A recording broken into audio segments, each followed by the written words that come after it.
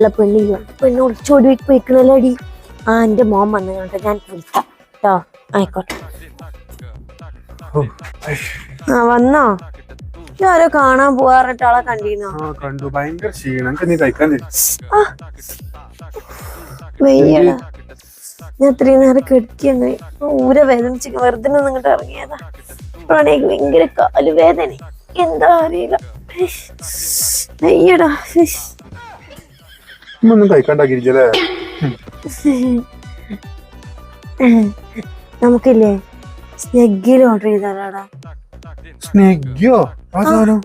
Phone എടുത്ത് കുത്തിയിട്ടുണ്ടെങ്കിൽ ഒരു food കൊടുന്നു തരൂലേ അതില്.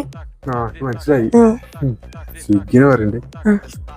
എനിക്ക് ചപ്പാത്തി ഇമ്മക്കത്താണ്ടി. എനിക്ക് ചിക്കൻ കൊയ്ക്കട്ടെ.